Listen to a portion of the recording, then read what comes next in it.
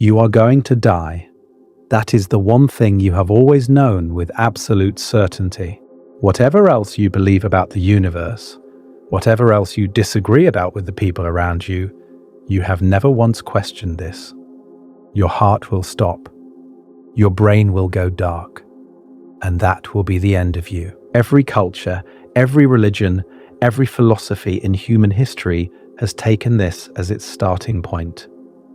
Death is the one fixed coordinate, and it is wrong.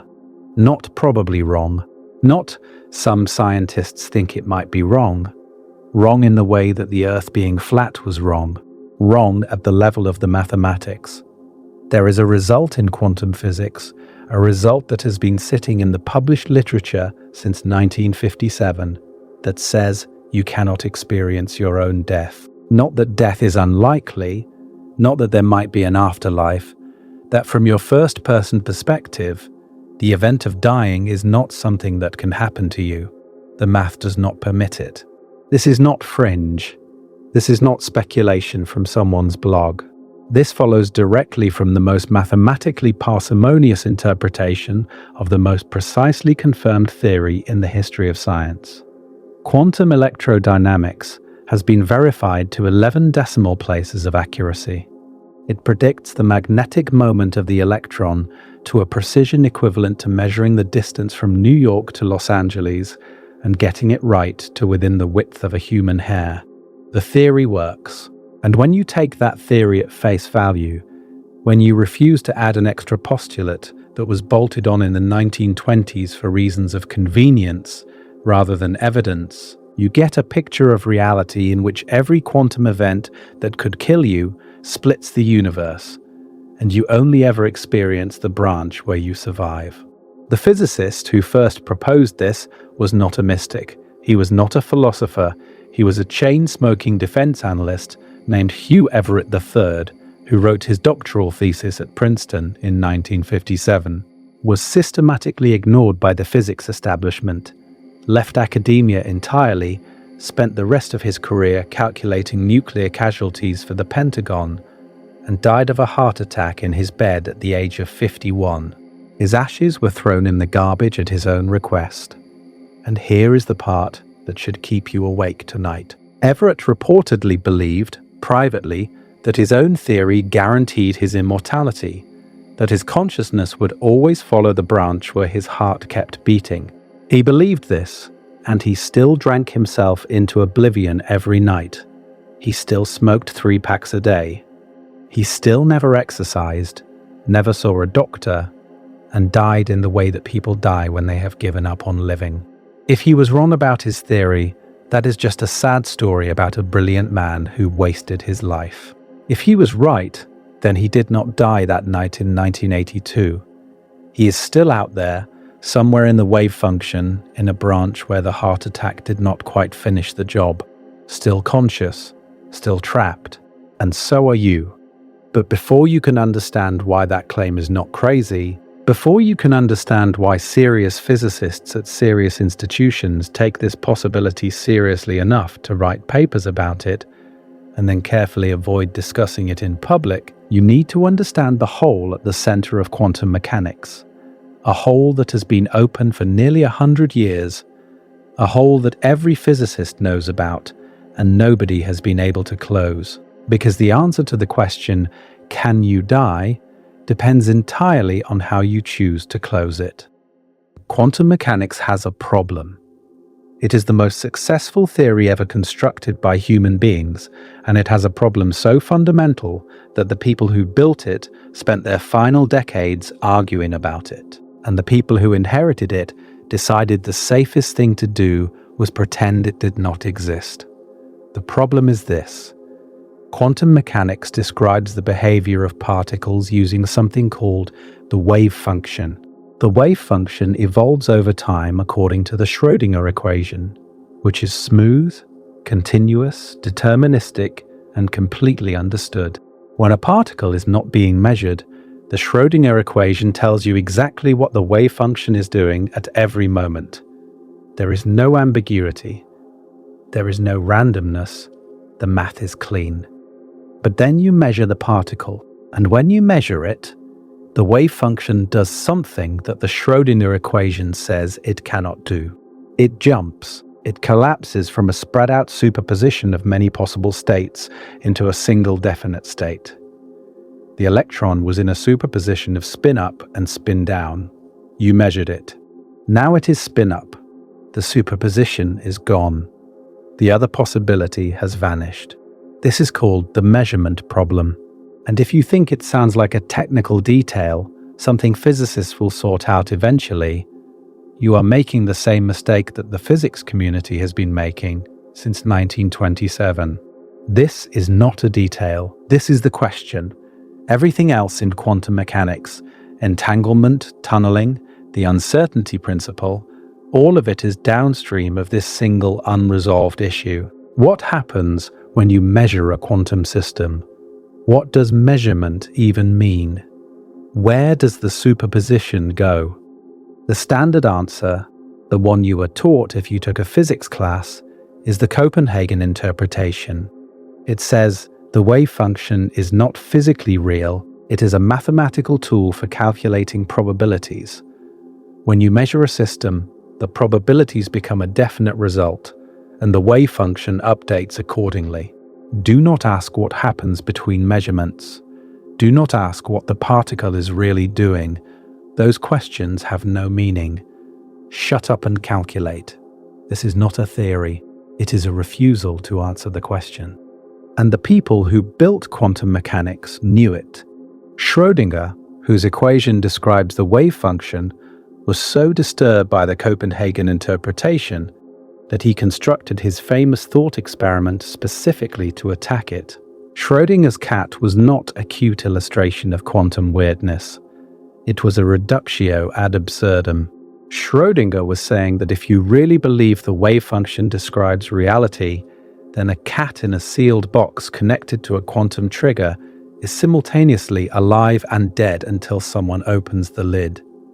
That is absurd. Therefore, something is wrong with your theory. He was horrified, and the Copenhagen camp responded by essentially shrugging and saying, yes, the cat is in a superposition until observed. And if you find that uncomfortable, that is your problem, not ours. Einstein hated it. He spent the last 30 years of his life trying to prove it was incomplete. God does not play dice, he said, and he meant it. He proposed thought experiment after thought experiment designed to expose a contradiction. Every single one was answered. Technically, but the answers always required accepting that reality at the quantum level does not behave the way reality should behave. That particles do not have definite properties until measured, that the moon, as he complained to Abraham Pais, presumably exists even when nobody is looking at it. The measurement problem is the deepest unsolved problem in physics, and anyone who tells you otherwise is either lying or has not thought about it carefully enough. It has been open since 1927, and the reason it matters to you personally, tonight, is that the way you close it determines whether or not you can die. Because in 1957, a graduate student at Princeton proposed a way to close it that required no extra postulates, no collapse, no special role for measurement, and no ambiguity. And the price of that elegance was the most disturbing implication in the history of science. But Everett's proposal was not just ignored, it was actively suppressed. And the reason it was suppressed is the reason you have never heard what it actually implies about your death. Hugh Everett III arrived at Princeton in the fall of 1953 on a National Science Foundation fellowship. He was 22 years old, had graduated magna cum laude from the Catholic University of America with a degree in chemical engineering, and had already completed enough coursework for a separate degree in mathematics. He was, by every account, brilliant in the way that makes other brilliant people uncomfortable. At Catholic University, where he had been raised in the faith and educated by Jesuits, his classmates called him the heretic. He had presented a logical proof against the existence of God that reportedly caused one of his professors to lose his faith. He was a committed atheist for the rest of his life. He was also arrogant, socially difficult, and possessed of the kind of intelligence that does not bother pretending to be less than it is. At Princeton, he initially studied game theory under Albert Tucker, the mathematician who had named the prisoner's dilemma, but he drifted towards physics. He took a course in quantum mechanics with Robert Dicke and another with Eugene Wigner, the Hungarian Nobel laureate who had proposed that consciousness was necessary for wave function collapse. Wigner's interpretation troubled Everett deeply. If consciousness causes collapse, what counts as consciousness? Does a cat count? A bacterium? A thermostat? The boundary seemed arbitrary, and the collapse itself, this sudden discontinuous jump in the wave function, violated the very equation that was supposed to govern it. The Schrodinger equation is linear and deterministic. Collapse is nonlinear and random. The theory had two rules, and they contradicted each other. Everett switched thesis advisors to John Archibald Wheeler, the legendary physicist who had supervised Richard Feynman, who would later coin the terms black hole and wormhole, and who was at that moment one of the most respected figures in American physics. Wheeler recognized Everett's ability immediately and gave him room to work. What Everett did with that room was audacious. He asked a question so simple it was almost offensive. What if you just do not add the collapse postulate? What if the Schrodinger equation is the only law? What if the wave function never collapses, ever, and it applies to everything in the universe at all times, including observers, measuring devices, and human beings? The answer he worked out over the next 2 years was mathematically rigorous and conceptually shattering. If the wave function never collapses, then when you measure a particle that is in a superposition of spin up and spin down, you do not get one result. You get both. But you do not experience both because you, the observer, become entangled with the system. The combined wave function of u plus the particle splits into two terms. In one term, you measured spin up, and the particle is spin up. In the other term, you measured spin down, and the particle is spin down. Both terms are real. Both versions of you are real. But they can no longer interact with each other. They have decohered. They are, for all practical and theoretical purposes, in separate branches of a universal wave function that contains everything. Everett completed his thesis as a 137-page document titled Wave Mechanics Without Probability. It was, in retrospect, one of the most important documents in the history of physics. He used the metaphor of an intelligent amoeba with a good memory that constantly splits, with each resulting amoeba retaining all the memories of the parent. Every quantum measurement, every interaction that could have gone more than one way, produces a branching. The branches are all equally real. There is no collapse. There is no randomness at the fundamental level. The appearance of randomness is an artifact of being inside one branch and not having access to the others. Wheeler was impressed. He called the formalism beautiful. But Wheeler had a problem. His own mentor was Niels Bohr. Wheeler revered Bohr the way a medieval scholar might revere a saint, and Bohr was the architect of the Copenhagen interpretation. If Everett was right, Bohr was wrong. Not just about a technical point, about the foundational philosophy of quantum mechanics, about the nature of reality itself. Wheeler took Everett's draft to Copenhagen in May of 1956.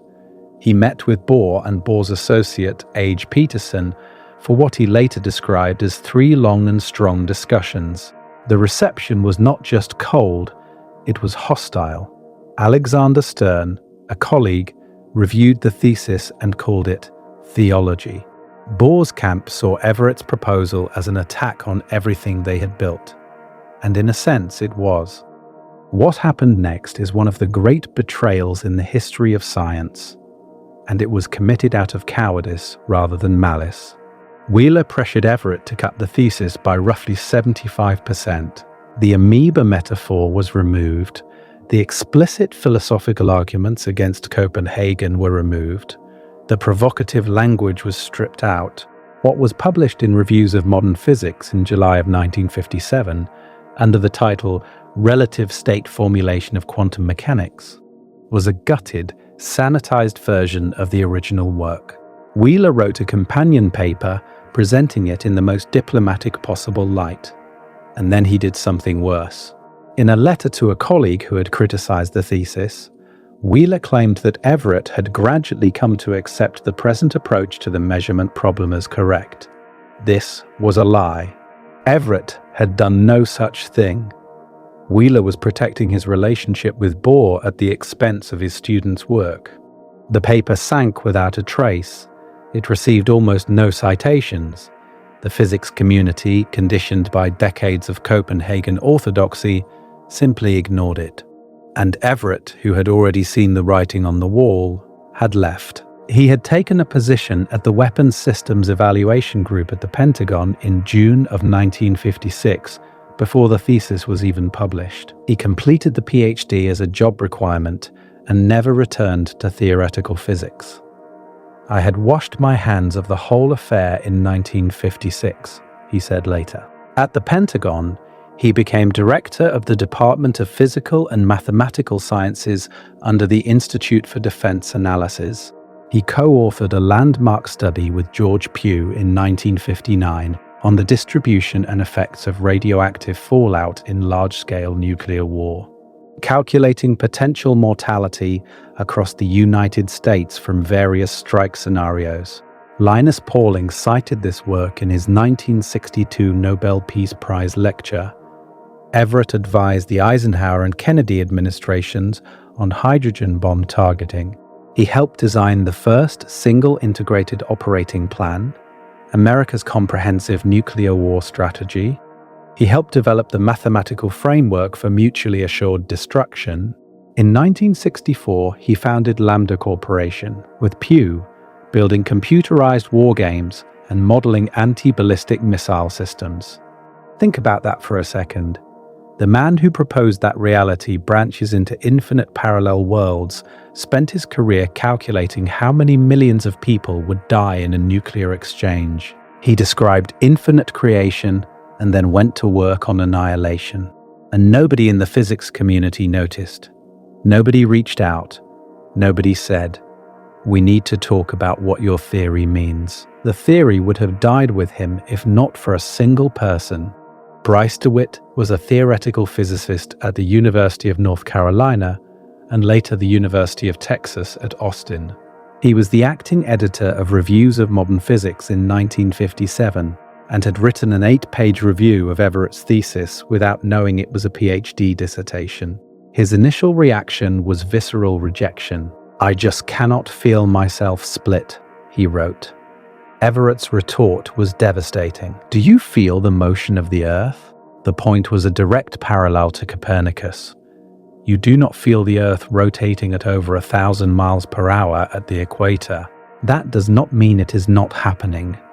Your senses are not the measure of reality. The math is. DeWitt was eventually won over, swinging what he described as 180 degrees. And when philosopher Max Jammer visited DeWitt at Chapel Hill in the late 1960s while writing a book on quantum foundations, and had never heard of Everett, DeWitt was appalled. He resolved to fix it. In September of 1970, DeWitt published Quantum Mechanics and Reality in Physics Today. It was the first major article to bring Everett's work to wide attention.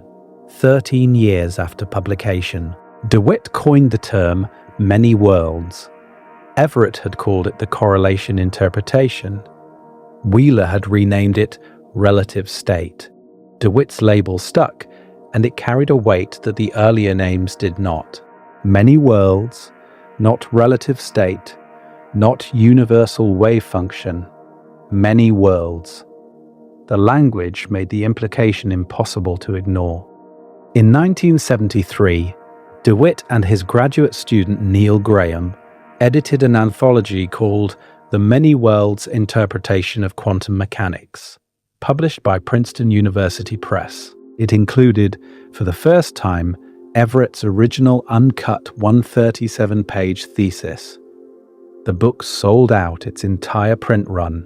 Its epigraph was from Jorge Luis Borges, from the story The Garden of Forking Paths, which imagines a novel in which every possible outcome of every event occurs simultaneously. Borges had imagined many worlds as fiction in 1941.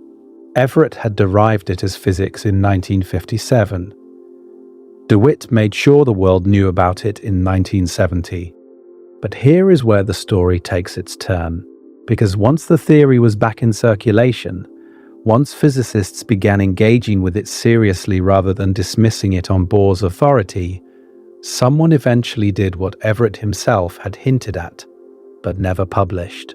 Someone followed the logic all the way to the end, and what they found at the end of that logic was an implication so disturbing that the physicist who formalized it now distances himself from his own work. The thought experiment is called quantum suicide, and its extension to everyday life is called quantum immortality. And it says that if Hugh Everett was right about the wave function, then you are trapped. The earliest published version appeared in 1986 in a book called The Mystery of the Quantum World by Ewan Squires. Hans Moravec independently published a version in 1987, expanding it in his 1988 book Mind Children, under the heading The Doomsday Device. Bruno Marchal proposed a similar thought experiment independently at a French cognitive science conference in 1988. But the version that spread, the one that eventually leaked out of physics journals and into the wider world, was formalized by Max Tegmark in a 1998 paper titled The Interpretation of Quantum Mechanics. Many Worlds, or Many Words, published in Fortschritte der Physik. Here is how it works. You sit in a sealed room. In front of you is a device. The device measures the spin of a single particle along a particular axis. Quantum mechanics says the spin will be either up or down, with exactly 50-50 probability. If the spin is down, the device fires a gun. If the spin is up, the device clicks harmlessly, and you hear a soft tone. You have run the device 50 times with sandbags in front of the barrel. 26 times the gun fired, 24 times it clicked. The randomness is confirmed. The device is working. Now you put your head in front of the barrel. Under the Copenhagen interpretation, this is straightforward. There is a 50% chance you die. Run the experiment 10 times. The probability of surviving all 10 is 0.5 to the 10th power, which is roughly 1 in 1,000. After 20 iterations, you are almost certainly dead. The math is simple and the outcome is grim. Under the many worlds interpretation, something else happens. When the device measures the spin, the universe branches. In one branch, the spin is down and the gun fires. In the other branch, the spin is up and the gun clicks. Both branches are real. In the branch where the gun fired, you are dead. In the branch where the gun clicked, you are alive, and you hear the tone. Now here is the crucial step. Dead people do not experience anything. There is no consciousness in the branch where the gun fired, at least not yours. So from your first-person perspective, you can only ever find yourself in the branch where the gun clicked. You hear the tone. You survive. You run it again. The universe branches again. In one branch, dead. In the other, alive. You experience the alive branch again and again. After 10 iterations, every outside observer in the overwhelming majority of branches has watched you die. But you, from the inside, have heard 10 clicks in a row. You have survived with apparent certainty an event that had a 1 in 1,000 chance of allowing survival. After 50 iterations, the probability that any single branch contains a surviving version of you is roughly 1 in a quadrillion. But that branch exists, and in that branch you are alive, conscious, and completely unable to explain your extraordinary luck to anyone, because everyone around you is a version of themselves that happen to be in your surviving branch. This thought experiment is important for a reason that goes beyond the macabre. It is the only known way to empirically distinguish between the Copenhagen interpretation and many worlds. Under Copenhagen, you expect to die. Under many worlds, you expect to survive. But the test only works from the first-person perspective. To an outside observer, the outcomes look identical in both interpretations. The difference is visible only from the inside. And that is what makes it different from Schrödinger's cat. Schrödinger's cat is a thought experiment about observation from the outside. You open the box, the cat is alive or dead. The puzzle is about what the cat's state was before you looked. Quantum suicide shifts the perspective. You are no longer outside the box. You are the cat. And from inside the box, under many worlds, the lid never opens on darkness. Now here is where people stop. Here is where every popular science article and every YouTube video about quantum suicide says something like, "Of course, this is just a thought experiment," and moves on. They stop because what comes next is uncomfortable. They stop because extending the logic beyond the sealed room, beyond the carefully controlled quantum device, into everyday life produces an implication that nobody wants to deal with. The extension is simple, and it is ruthless. Every physical process in the universe is, at bottom, quantum mechanical. Every chemical reaction in your body, every electrical signal in your neurons, every interaction between every atom in your cells involves quantum events that could, with some probability, have gone differently. When a blood clot forms and blocks an artery in your brain, that clot formed because of a specific sequence of molecular interactions, each of which had quantum uncertainty at its foundation. There exists, with some non-zero probability, a sequence of quantum events in which the clot does not form, or forms but dissolves somewhere non-lethal. The probability might be astronomically small, 1 in 10 to the 100, 1 in 10 to the 1,000. It does not matter.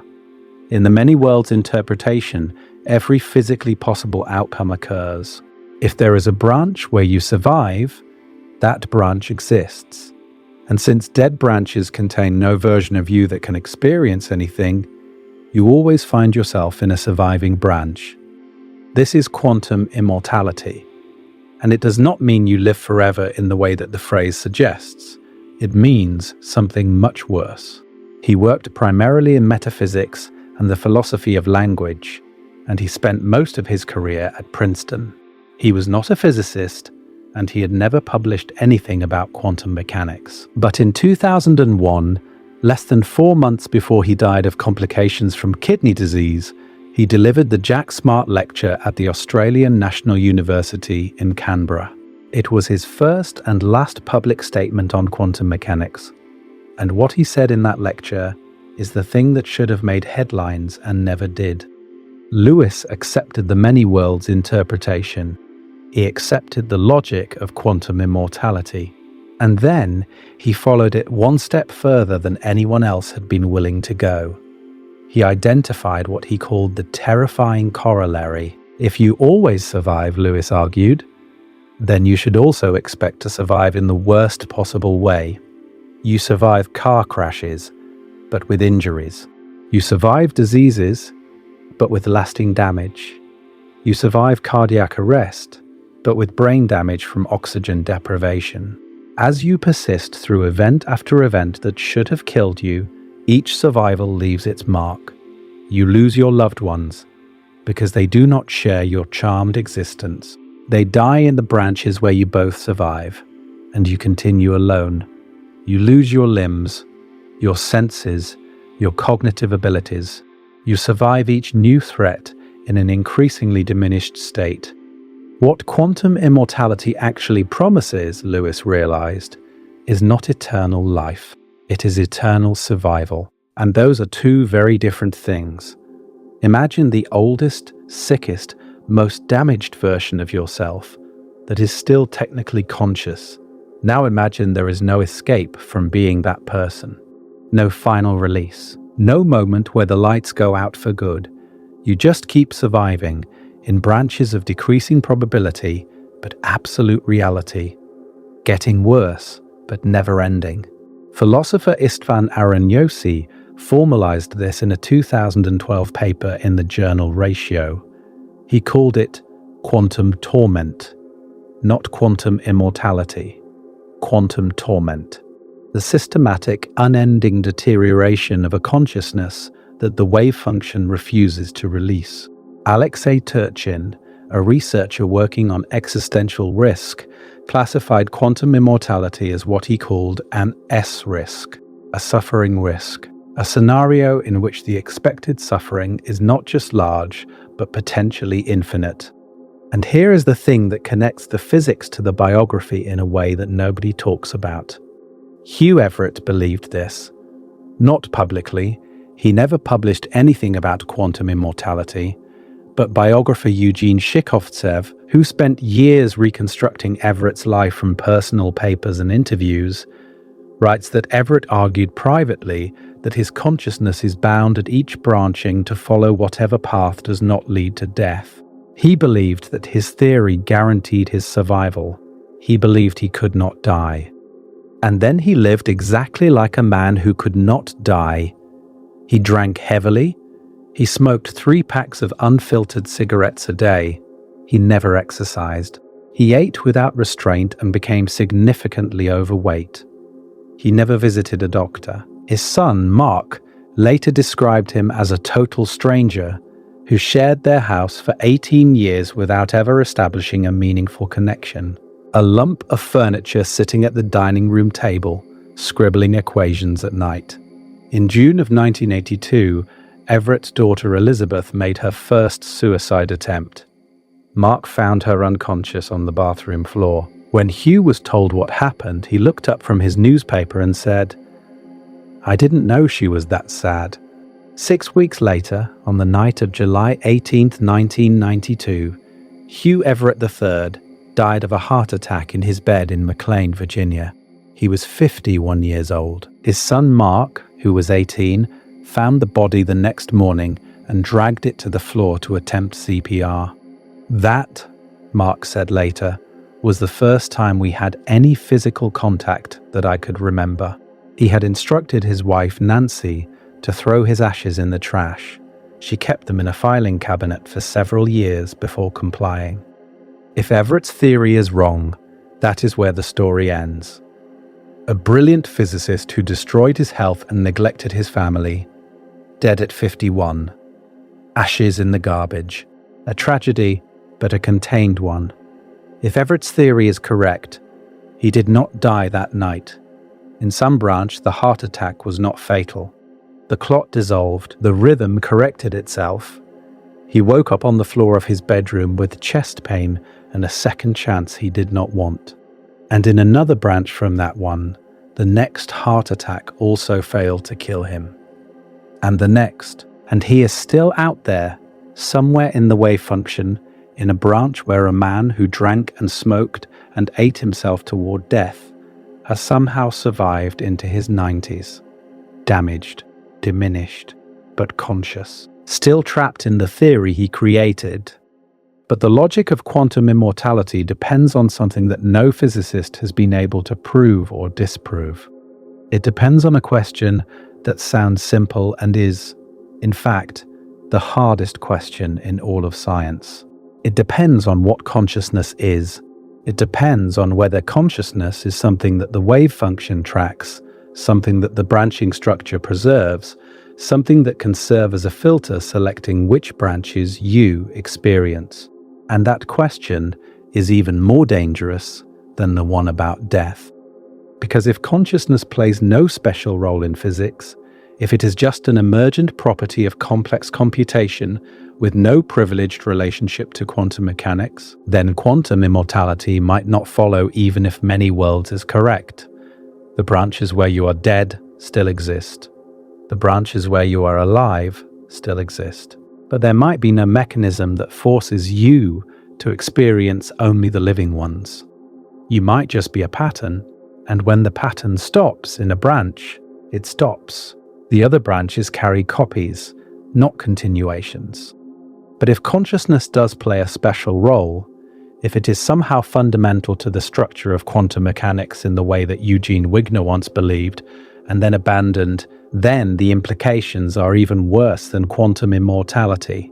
Because then the universe is not just indifferent to your death, it is organized around your experience in a way that makes death impossible and suffering potentially infinite. Either way, you lose. And that is not an accident. That is the measurement problem.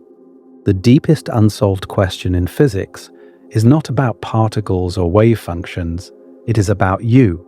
It is about what happens to the thing that looks out from behind your eyes when the atoms that make it up are rearranged. And every interpretation of quantum mechanics is, at bottom, a different answer to that question.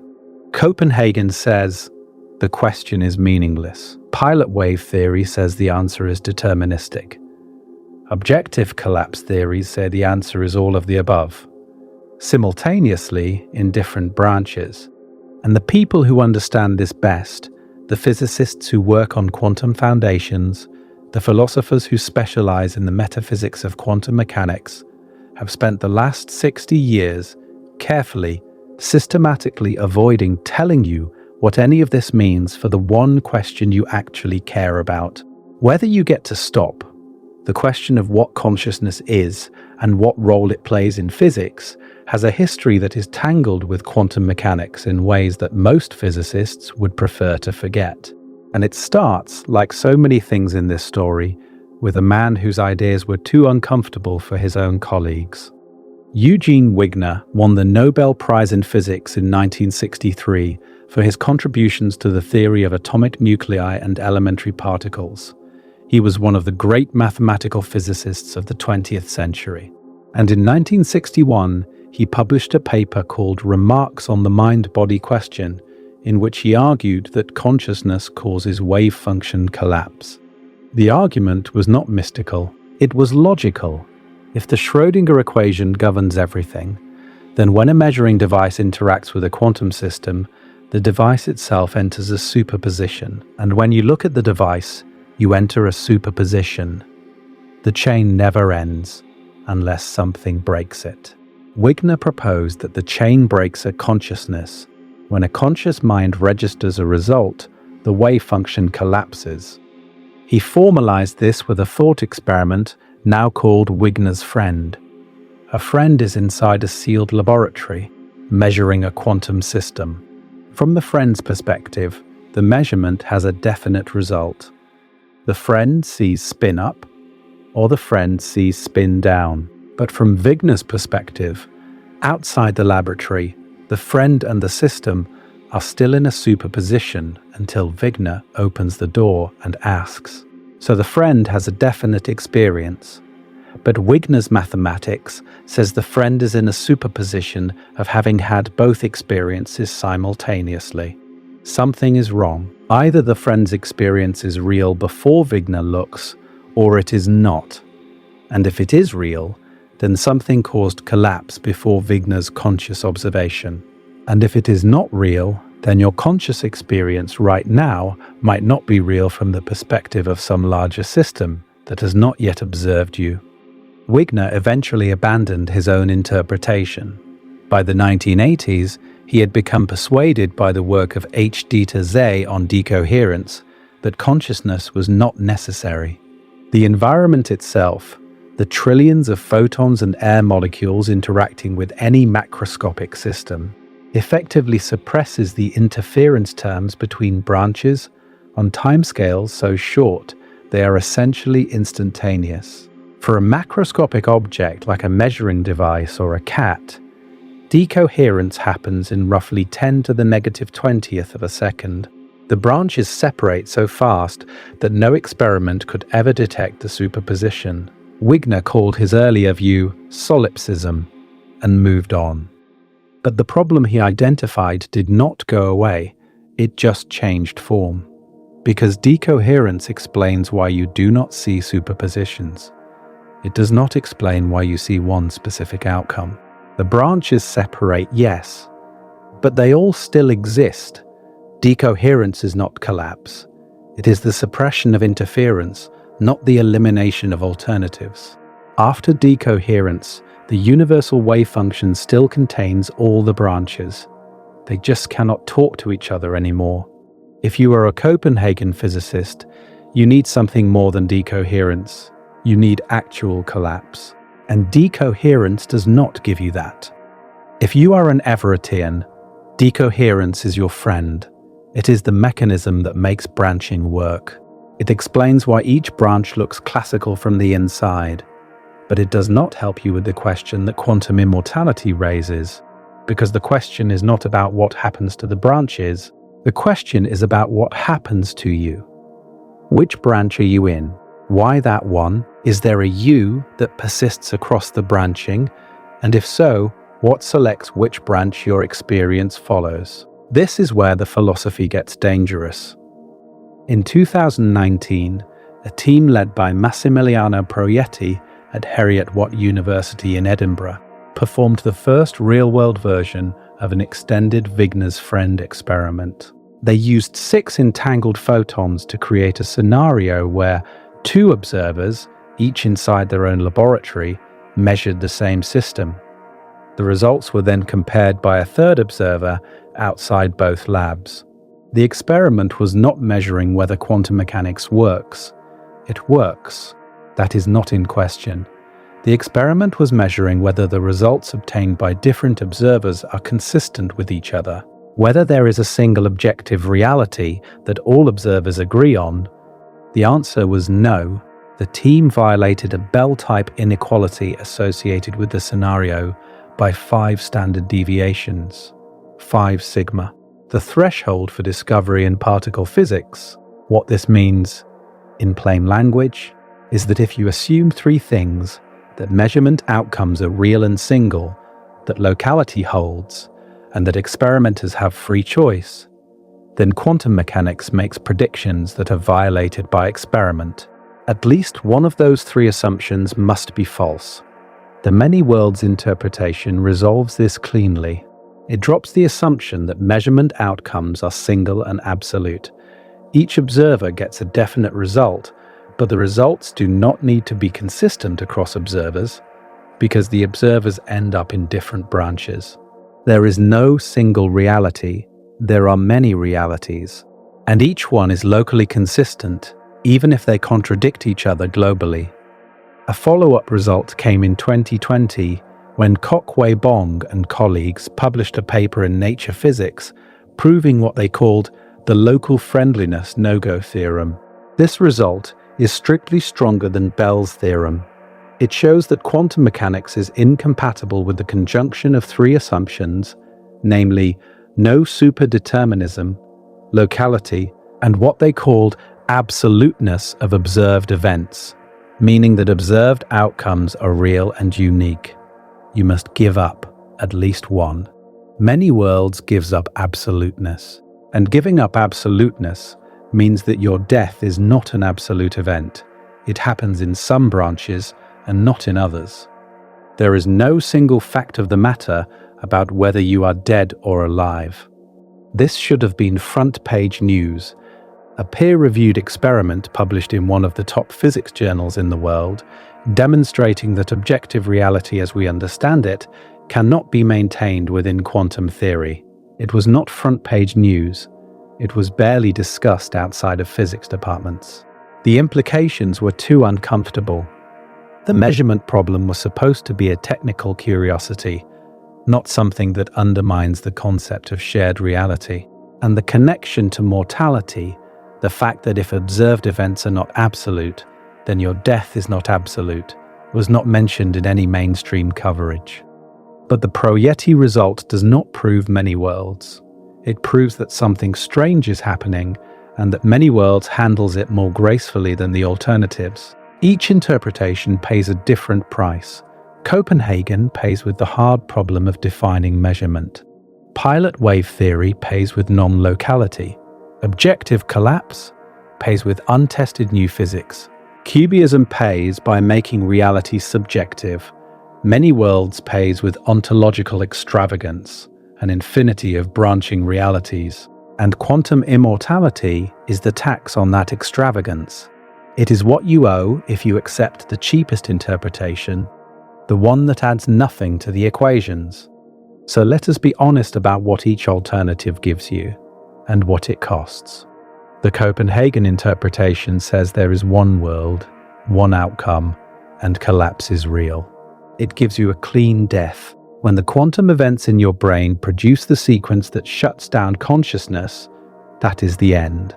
The price is that it cannot tell you what collapse is, when it happens, or what triggers it. It has had nearly 100 years to answer these questions and has not. Pilot wave theory, the de Broglie-Bohm interpretation, says particles have definite positions at all times, guided by a real wave function. It is fully deterministic. The outcome of every experiment was fixed by the initial conditions of the universe. There is one world. Death is just what happens when the hidden variables dictate a fatal trajectory. You die because the math says you die, and it said so from the beginning of time. The price is non-locality.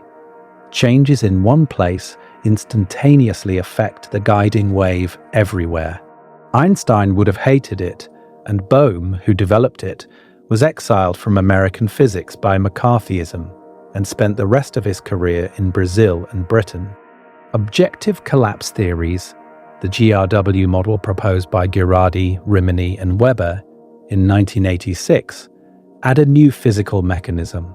Every particle has a tiny probability, about 1 in 10 to the 16th per second, of spontaneously localizing snapping to a definite position. For a single particle, this is negligible. For a macroscopic object with 10 to the 23rd particles, the probability of at least one spontaneous localization is overwhelming. Collapse is physical, real, and happens whether or not anyone is conscious of it. Death is what happens when the atoms in your brain spontaneously localize into a configuration that does not support consciousness. The price is that the model is not fully tested. The parameters of GRW collapse are constrained by experiment, but not confirmed. And it introduces genuine randomness into the fundamental laws, which bothered David Lewis so little that he tentatively endorsed it, partly because it was the only interpretation that clearly avoided quantum immortality. Cubism, the interpretation developed by Christopher Fuchs, Rudiger Schack, and Carlton Caves, says the wave function is not a description of reality, it is a description of an agent's beliefs about what will happen next. Collapse is Bayesian updating. When you measure a system, you revise your expectations. The system does not change. Your beliefs change. Death under cubism is simple. When the agent ceases to exist, the beliefs cease to exist. There is no wave function to preserve you because the wave function was never about you, it was about your expectations. The price is that cubism makes physics profoundly subjective. There is no view from nowhere. There is no universe without observers. This troubles many physicists who feel that physics should describe what is real, not what agents believe. Relational quantum mechanics, developed by Carlo Rovelli in 1996, says that quantum states are not properties of systems. They are relations between systems. A particle does not have a definite spin. It has a definite spin relative to a specific observer.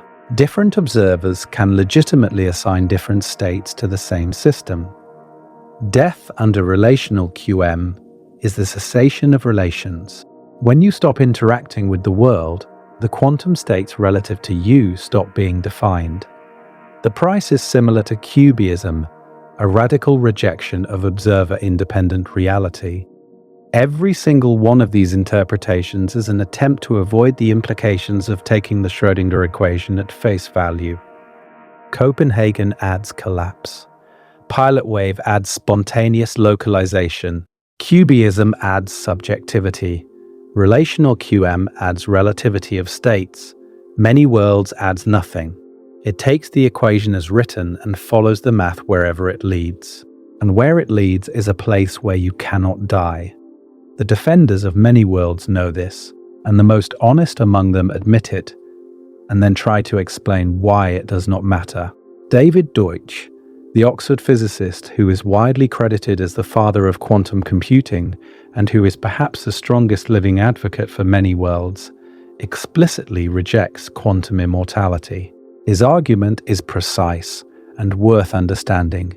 Deutsch says that quantum immortality requires an additional assumption beyond many worlds, specifically the assumption that when making decisions, you should ignore all branches in which you are dead or unconscious. He calls this assumption unjustified. My guess is that the assumption is false, he has written. Killing some of your future selves through a quantum suicide experiment, Deutsch argues, is morally equivalent to killing them in a single world universe. The other branches do not make it okay. But notice what Deutsch is doing. He's not saying the branches do not exist. He is not saying you do not survive in some branches. He is making a moral argument, not a physical one. He is saying you should not act as though quantum immortality is real, because doing so would be ethically monstrous. That is a very different claim from saying it is not real. Deutsch is essentially arguing that even if the math implies you subjectively survive everything, you should behave as though you do not, because the versions of you that die in other branches still matter. Sean Carroll, the Johns Hopkins physicist who wrote Something Deeply Hidden in 2019 and has done more than perhaps anyone to popularize many worlds for a general audience, takes a similar position. Carroll is unambiguous about his support for many worlds. He calls it the most straightforward way to think about quantum mechanics. But on quantum immortality, he is dismissive. In a 2023 podcast, he stated that it is cold comfort to think there's other people who share a common past with you that are going to live forever, but you're not. Carroll's argument rests on the idea that you do not hop between branches. Each branch contains a person who was you up until the moment of branching, and after that, they are separate individuals with separate futures. The version of you that dies is as dead as anyone in a single universe.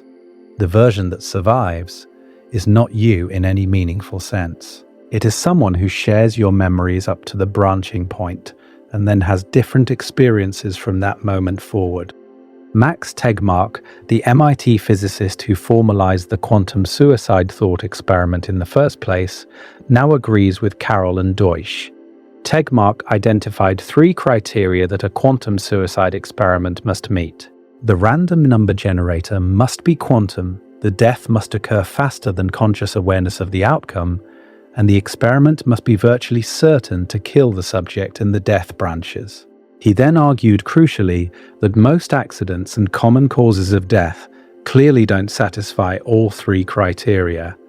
Dying is typically a gradual, messy thermodynamic process, not a clean binary quantum event. The chain from a quantum fluctuation in a calcium ion channel to a car crash involves so many intermediate classical steps that the neat branching of the thought experiment does not apply. You do not branch at the moment a truck hits you. You decohere into a single macroscopic state long before impact. By the time anything lethal happens, the quantum dice have already been rolled, and the result is classical. This is the strongest objection to quantum immortality, and it deserves serious engagement. The thought experiment depends on a quantum event being directly and immediately coupled to the death of the observer. A Geiger counter connected to a gun, where the radioactive decay is genuinely quantum and the death is instantaneous. In real life, the connection between quantum events and macroscopic death is attenuated by layer after layer of classical physics. The quantum fluctuation that might or might not trigger a blood clot is amplified through molecular interactions, biochemical cascades, tissue-level effects, and organ-level failure. At each stage, decoherence pushes the system toward classical behavior. By the time the process reaches the scale of you are having a heart attack, the branching is effectively complete and you're in a single classical branch. But here is the problem with that objection, and it is a problem that nobody has resolved. Decoherence is a matter of degree, not of kind. There is no sharp line between quantum and classical. Decoherence suppresses interference between branches, but it does not eliminate branches. The branches still exist in the universal wavefunction. They are just very, very difficult to detect from inside any one branch. So the question is not whether branches exist in which your heart attack does not happen. The question is whether the measure of those branches, the amplitude squared weight that the Born rule assigns to them, is large enough to matter. And here is where the debate becomes genuinely unresolved. Under many worlds, the Born rule tells you the probability of finding yourself in a particular branch. After each quantum event, the measure of the surviving branch decreases. After many events, the surviving branch has exponentially tiny measure. Tegmark and others argue that this means you should expect to die, because the overwhelming majority of the measure is in the branches where you are dead. The surviving branch exists, but its measure is so small that expecting to experience it is like expecting to win the lottery every day for a century. But there is a counter-argument that will not go away, and it is the reason this debate has not been settled. The counter-argument is this. From the first-person perspective, measure is irrelevant. You can only experience branches where you exist. If the low-measure branch is the only branch where you are conscious, then that is the branch you experience, regardless of how improbable it is. The improbability is a third-person fact. From the inside, it is just your life. You are not sampling randomly from the wave function. You are stuck in the branch where you exist, and you always exist in some branch. A 2025 paper by Mark William O'Brien in the journal Synthese formally mapped out this debate, classifying Sean Carroll, David Papineau, and David Wallace as mortalists, MWI proponents who deny quantum immortality, and identifying the specific assumptions each relies on to escape the conclusion. O'Brien's analysis showed that rejecting quantum immortality within many worlds requires giving up at least one plausible principle about self-locating belief. The mortalists are not wrong, but they are not obviously right either.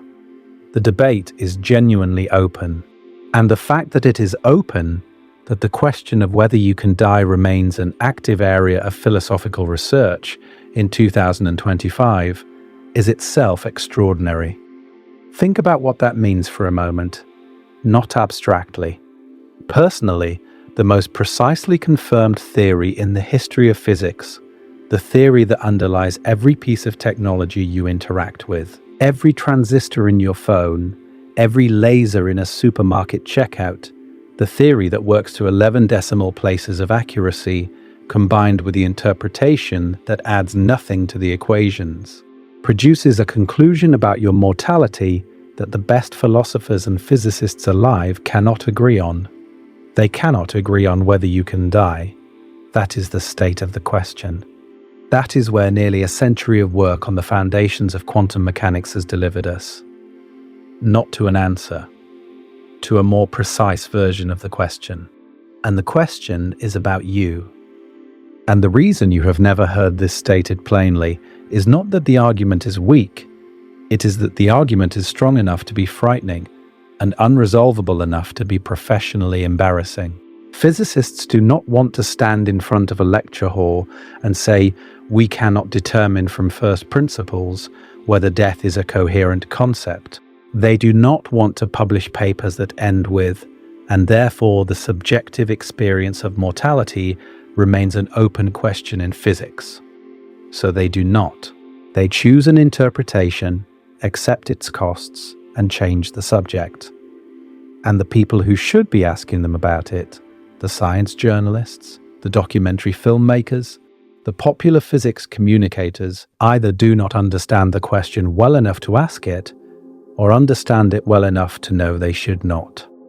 It is the perfect trap, an idea that follows from respected physics, that cannot be dismissed, that cannot be confirmed, and that if true, means the worst thing you can imagine.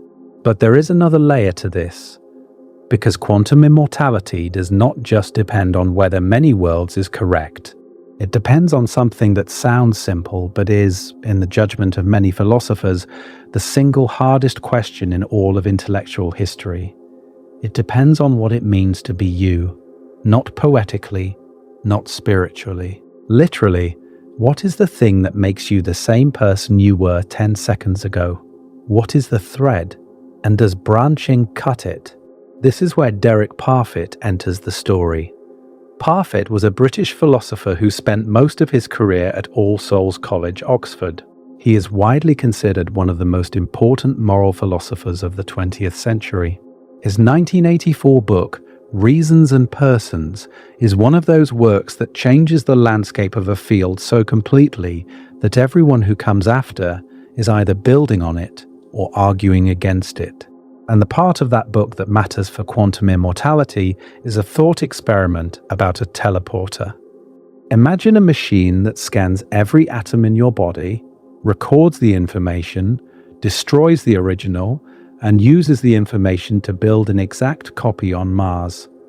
The copy has your memories, your personality, your sense of being you. It wakes up on Mars, thinking it just stepped into a machine on Earth. Is the copy you? The immediate reaction, almost universal, is no, the person on Mars is a copy. The original is dead. The thread of consciousness was cut when the body was destroyed. The copy is someone new who merely thinks it is you. The intuition runs deep. It feels certain. And Parfit spent 300 pages dismantling it. His argument proceeded in stages, each one removing a piece of what you think personal identity means. First, consider a variant. What if the teleporter does not destroy the original immediately? What if there is a brief period where both the original on Earth and the copy on Mars exist simultaneously? Is the copy you during that brief overlap? Most people say no. But now destroy the original. Is the copy suddenly you? If not, then the destruction of the original is doing no work. The copy's identity does not depend on whether the original exists. It depends on something else. But what? Parfit examined every candidate. Spatial continuity, the original and the copy are not spatially continuous, so that fails. Temporal continuity. The copy has no temporal connection to the original between the moment of scanning and the moment of reconstruction, so that fails. Causal continuity. The copy was caused by the scan of the original, so there is a causal chain. But consider another variant. What if the teleporter malfunctions and creates two copies? Both have equal causal connection to the original. Both have perfect psychological continuity. Which one is you? You cannot say both, because they are not each other. You cannot say neither, because then the causal chain is irrelevant. You cannot say one and not the other, because there is no basis for choosing. Parfit's conclusion was radical and precise. Personal identity is not what matters. What matters is psychological continuity. And psychological continuity can branch. When it branches, there is no fact of the matter about which branch is really you. The question assumes that personal identity is a deep metaphysical fact about the universe, something that is either true or false. Parfit argued it is not. It is a convention, a useful shorthand, a way of talking about patterns of memory and personality that usually do not branch, so the question usually does not arise. But when it does arise, when the pattern forks, the concept of personal identity simply breaks down. It is like asking whether a river that splits around an island is one river or two. The question assumes a kind of precision that the underlying reality does not support. Now apply this to many worlds.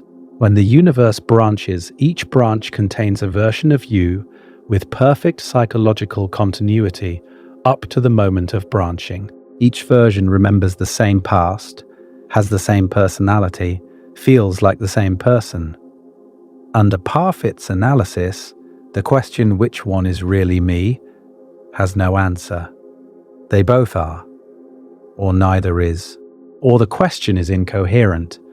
What matters, psychological continuity, is preserved in both branches. You did not survive in one branch and die in the other. You continued in both. But that is actually worse for quantum immortality than it is better. Because if there is no fact of the matter about which branch you are in, then there is also no mechanism that forces your experience into the surviving branch. You do not hop from branch to branch following a thread of consciousness. There is no thread. There are just patterns, branching and diverging, each one locally continuous, none of them privileged. Robert Nozick, the Harvard philosopher best known for Anarchy, State, and Utopia, proposed a different framework called the closest continua theory. On this view, you are whoever is the closest continuation of your previous self. If only one continuation exists, that is you. If two exist, neither is you, because neither has a unique claim. Nozick's theory implies something extraordinary about many worlds. At every branching event, not just lethal ones, you cease to exist, because every branching creates two continuations, neither of which is the closest continua, because they have equal claim. Under Nozick's framework, quantum mechanics does not just threaten your mortality, it threatens your persistence through the next nanosecond. You are being destroyed and replaced at every quantum interaction, trillions of times per second. Death is not the problem. Continuous identity is. And here is where the vertigo should hit. Because if Nozick is right, quantum immortality is meaningless. There is no you that persists long enough to be immortal. If Parfit is right, quantum immortality is trivially true but not comforting, because you survive in the same sense that a river survives past a fork. The water continues, but the river is not the same river. And if the naive view is right, if there really is a thread of consciousness that follows one specific branch, then quantum immortality is real in the most terrifying possible way, because that thread can never be cut. Every position is a trap. The only people who avoid the trap are the ones who refuse to think about it carefully. And the physics does not care whether you think about it or not. There is a more recent result that makes the problem even sharper, and it came from two physicists who were not trying to prove anything about immortality. They were trying to prove something about the consistency of quantum mechanics itself, and what they proved instead was that quantum mechanics cannot simultaneously maintain everything we want it to maintain. In 2018, Daniela Frauchiger and Renato Renner at ETH Zurich published a thought experiment in Nature Communications that extends Wigner's friend to a scenario involving 4 observers. 2 observers are inside sealed laboratories making measurements. 2 observers are outside making measurements on the laboratories. All 4 reasons correctly using quantum mechanics. And Frauchiger and Renner proved that the 4 observers arrive at contradictory predictions about each other's results. The setup is intricate, but the logic is clean. Observer 1, inside Lab 1, measures a quantum coin and prepares a quantum system based on the result. Observer 2, inside Lab 2, receives the system and measures it. So far, nothing unusual. But then Observer 3, outside Lab 1, performs a measurement on the entire Lab 1, including Observer 1 and everything in it. And Observer 4 performs a measurement on the entire Lab 2. The outside observers treat the inside observers as quantum systems. This is not a philosophical choice. It is a consequence of taking quantum mechanics seriously. If quantum mechanics is universal, if it applies to everything, then it applies to physicists inside laboratories. And if it applies to physicists inside laboratories, then another physicist outside the laboratory can describe the entire laboratory, physicist included, as a quantum system in superposition. Frauchiger and Renner showed that when all 4 observers reason using standard quantum mechanics, they arrive at a logical contradiction. Observer 3 can deduce what Observer 2's result was. Observer 4 can deduce what Observer 1's result was. But these deductions are inconsistent. Observer 3 predicts that Observer 4 will get a certain result, and all of them applied the rules of quantum mechanics correctly. The paper's conclusion was stated with unusual directness for an academic publication. Quantum mechanics cannot be simultaneously universal, meaning it applies to all systems including observers. Consistent, meaning different agents using quantum theory make compatible predictions. And single outcome, meaning measurements have one definite result. You must give up at least one. Copenhagen gives up universality because it treats measurement as special. Pilot wave theory gives up consistency in a certain sense because the universal wavefunction and the particle positions give different perspectives. Many worlds gives up single outcomes. Each observer gets a definite result, but there is no single definite result across all observers. The results are branch relative. This is not a thought experiment that physicists can brush off. It was published in one of the top physics journals in the world.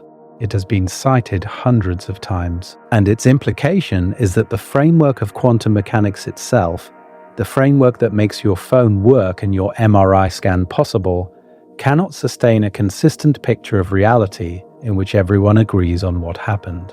Reality, at the quantum level, is either observer-dependent, multiply-realized, or inconsistent. Those are the options, and two of the three lead back to many worlds, and many worlds leads back to you not being able to die. And yet you have never heard of the Frauchiger-Renner result. It was published in 2018. It made no mainstream headlines. It was not featured in any major documentary. It was discussed briefly in physics blogs and then forgotten by the wider world. A mathematical proof that quantum mechanics cannot maintain a single consistent universal reality, and the collective response of science communication was silence. This is the invisible scandal, not a conspiracy, not a cover-up, something worse. A collective failure of nerve. The physics community discovered, through decades of careful work, that the foundations of their most successful theory do not support the common-sense picture of reality. And rather than telling the public, they told each other, in journals, in conference proceedings, in technical blog posts, in the quiet insular language of a community that has made peace with the problem by agreeing not to discuss it loudly. The 2022 Nobel Prize in Physics was awarded to Alain Aspect, John Clauser, and Anton Zeilinger for their experiments with entangled photons, establishing the violation of Bell inequalities and pioneering quantum information science. The Nobel Committee's press release described their work in careful, measured language. It explained entanglement. It described the experiments. It noted the applications for quantum computing and cryptography. What it did not do, what it studiously avoided doing, was explain what the violation of Bell inequalities means. It means that reality is not locally real. That was the headline of a 2022 article in Scientific American, written by physicist Daniel Garisto, and it is the closest any mainstream publication came to stating plainly what Aspect, Clauser, and Zeilinger actually proved. Local realism, the assumption that physical properties exist independently of observation and that no influence travels faster than light, has been experimentally falsified. The Nobel Prize was given for proving that the world does not work the way common sense says it works. And the announcement was phrased in a way that made this sound like a technical accomplishment rather than an existential crisis. In December of 2024, Google announced its Willow quantum computing chip, a 105-qubit processor that achieved a computational benchmark in under 5 minutes that the company estimated would take a classical supercomputer 10 septillion years. Hartmut Neven, the founder of Google's quantum computing lab, published a blog post in which he argued that the result provided evidence for the many worlds interpretation. His reasoning was that the computation could not have been performed in a single classical reality, that the quantum computer was somehow leveraging computational resources from across parallel branches. David Deutsch has made similar arguments, claiming that quantum computing is evidence of many worlds because the computation seems to require more resources than exist in any single universe. This claim was immediately challenged. Andrew Steen, a professor of physics at Oxford who works on quantum error correction, published a detailed rebuttal showing that quantum computational advantage does not require many worlds and is perfectly consistent with other interpretations. The quantum speedup arises from the structure of Hilbert space, from the mathematical properties of quantum states, and does not require any particular interpretation of what those states mean. You do not need parallel universes to explain why a quantum computer is fast. You just need the math. But the damage was done. The Google announcement, combined with Nevin's many worlds framing, generated headlines around the world suggesting that Google had found evidence for parallel universes. It had not. It had built a very good quantum computer. The interpretation of what quantum computing means for the nature of reality is exactly as unsettled as it was before the Willow chip existed. And the fact that a Google executive felt comfortable making a public metaphysical claim based on a computational benchmark tells you something about how eager people are to resolve the measurement problem, even if the resolution they reach for is premature.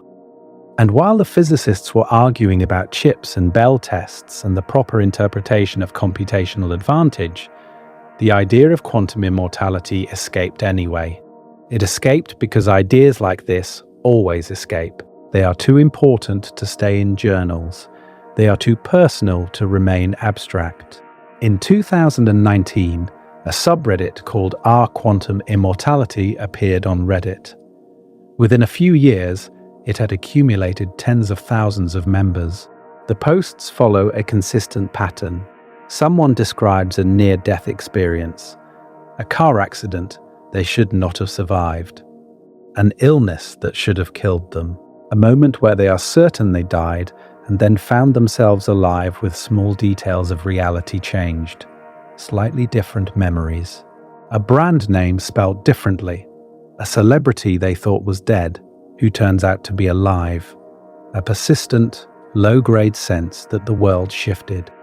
A related subreddit, R-Dimensional Jumping, attracted over 60,000 members before it was archived, its members claiming to have developed techniques for shifting between branches of reality.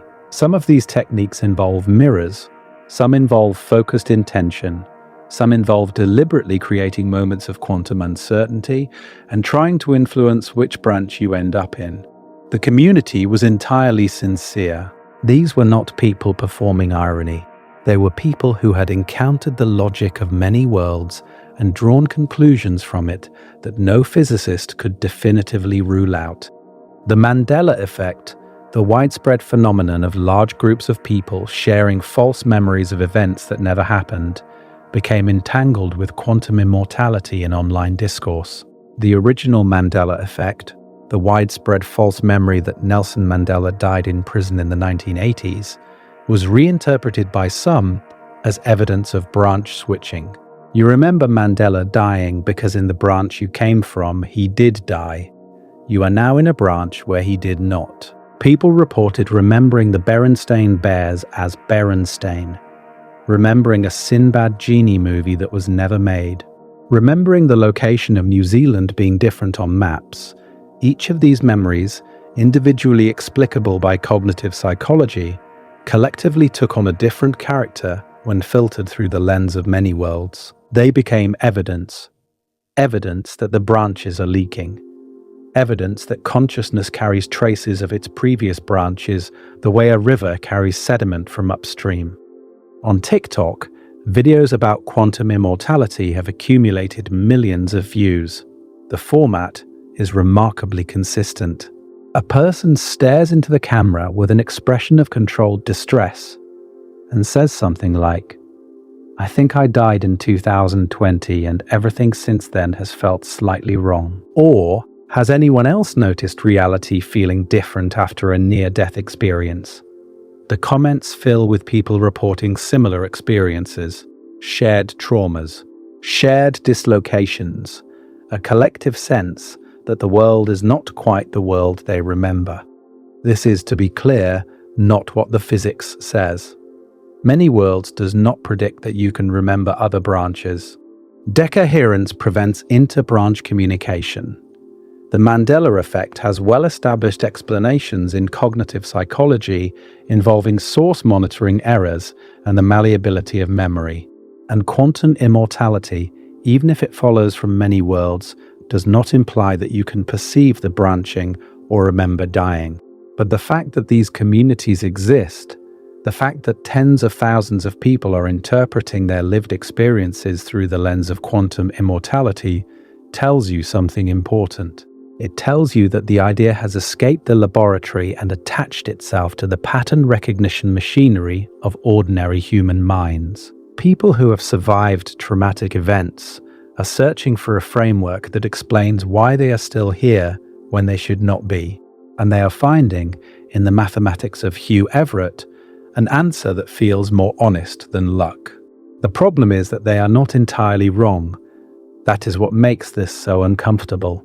The online communities are mixing up the physics, misapplying decoherence, and importing new age concepts that have nothing to do with quantum mechanics. But the core intuition, the intuition that if many worlds is correct, then subjective survival of lethal events is guaranteed, is a legitimate philosophical position held by credentialed academics.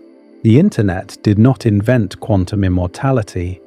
Hans Moravec published it in 1987. Max Tegmark formalized it in 1998. David Lewis endorsed it in 2001. Istvan Aroniosi analyzed it in 2012. The internet just took it seriously in the way that the academic community refused to. On the rationalist forum Less Wrong, a community founded by AI researcher Eliezer Yudkowsky and known for rigorous Bayesian reasoning, the discussion threads about quantum immortality carry a tone that is unlike anything else on the site. These are people who pride themselves on following arguments wherever they lead, even when the conclusions are uncomfortable. And the argument about quantum immortality splits them. Some dismiss it on the grounds of the measure problem, arguing that exponentially shrinking branch weight means you should not expect to survive. Others argue that from the first-person perspective, branch weight is irrelevant. And some, in a particularly haunting thread, calculate that even a 5% credence in quantum immortality creates infinite expected disvalue of suicide, because the surviving branches contain a version of you that experienced the attempt and survived, potentially in a worse state.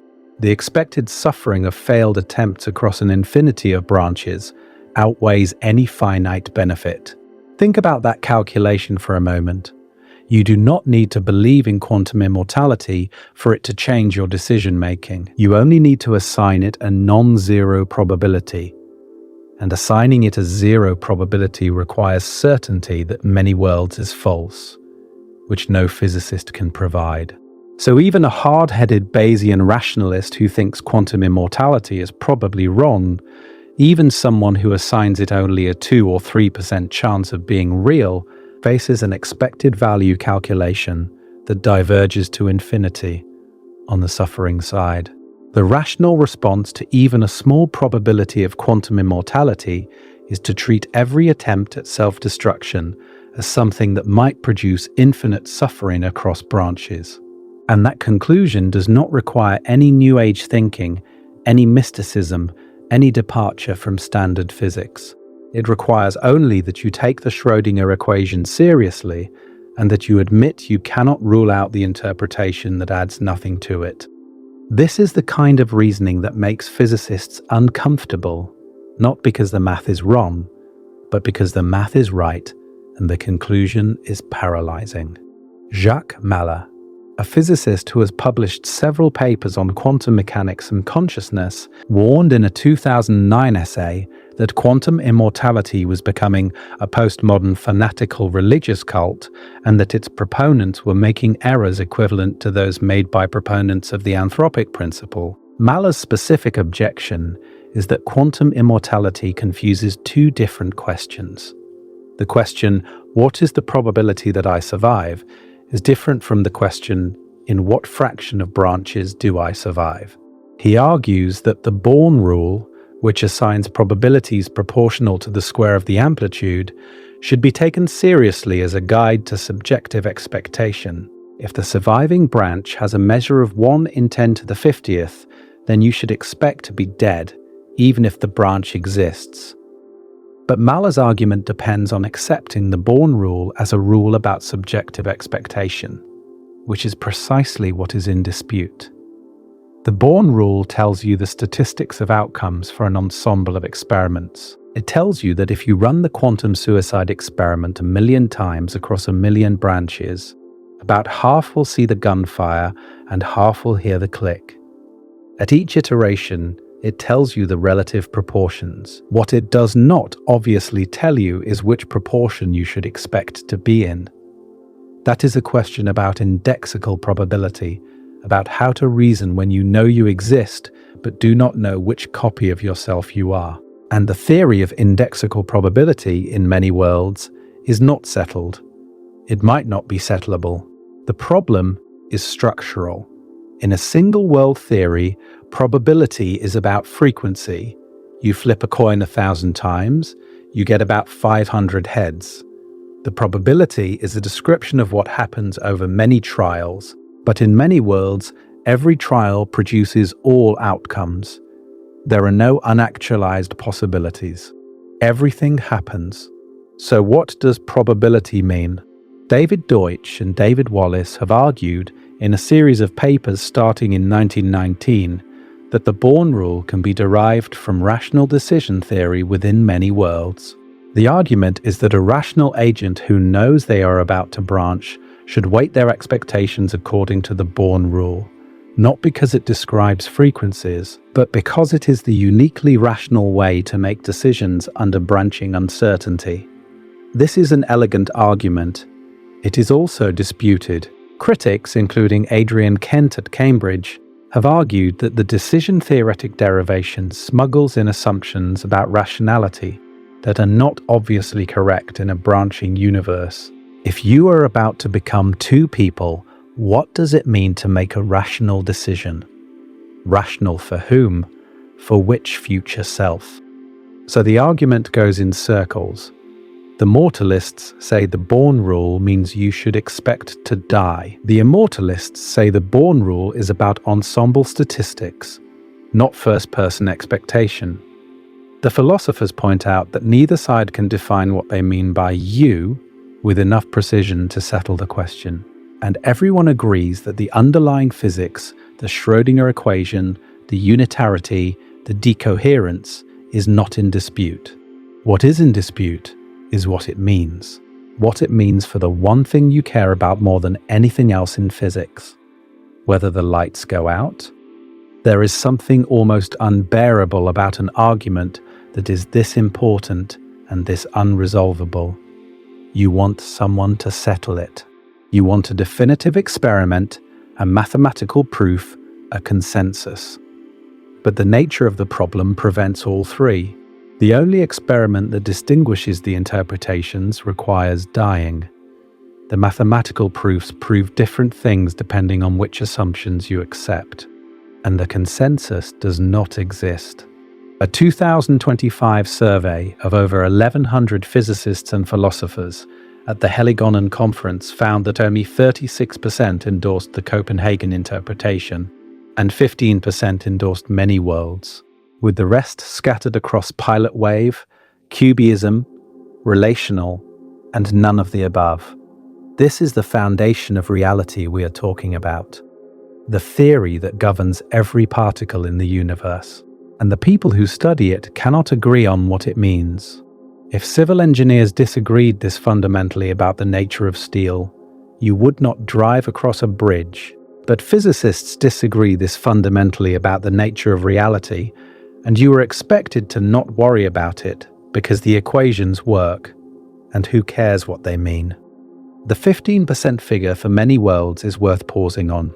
That is roughly 1 in 7 physicists and philosophers of physics who endorse the interpretation under which you cannot die. 1 in 7. If 1 in 7 structural engineers believed that a particular bridge design would eventually fail catastrophically, that bridge would be closed for inspection. If 1 in 7 oncologists believed that a particular treatment was ineffective, it would be flagged for review. But 1 in 7 physicists believe that death may not be a coherent physical event, and the response is silence. Not disagreement, not debate. Silence. The kind of silence that descends when everyone in the room knows the topic is real, but nobody wants to be the one to bring it up at dinner. And the proportion is growing. In the 1970s, when DeWitt's Physics Today article first brought many worlds to wide attention, the interpretation was considered fringe.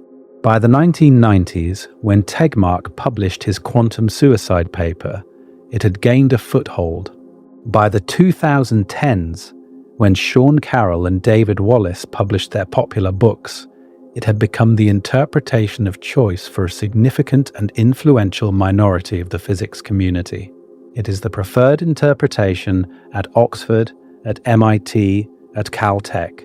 It is the interpretation behind quantum computing, behind the work that won the 22 Nobel Prize, behind the logic of quantum error correction. It is not fringe. It has not been fringe for decades. And its most disturbing implication has been sitting in the literature since the 1980s waiting for someone to say it plainly. Nobody has. Until now. And the reason is not complicated. The reason is that once you say it plainly, you cannot unsay it. Once you tell someone that the most mathematically elegant interpretation of quantum mechanics implies they cannot experience their own death, you have given them a piece of knowledge that will sit in the back of their mind for the rest of their life.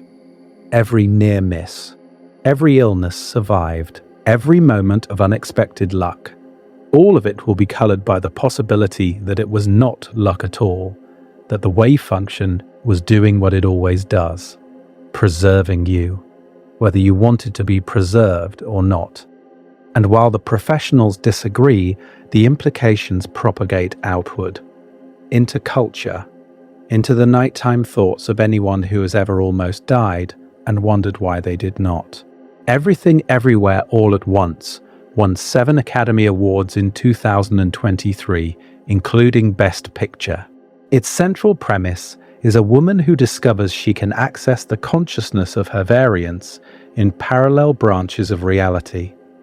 The film was widely praised as an imaginative comedy drama about family and identity. What almost no review mentioned is that its physics, while exaggerated for drama, is rooted in the same branching structure that Everett proposed in 1957. The emotional core of the film, a mother trying to reach her daughter across branches, is structurally identical to the fantasy embedded in Elizabeth Everett's suicide note, a daughter trying to reach her father across branches.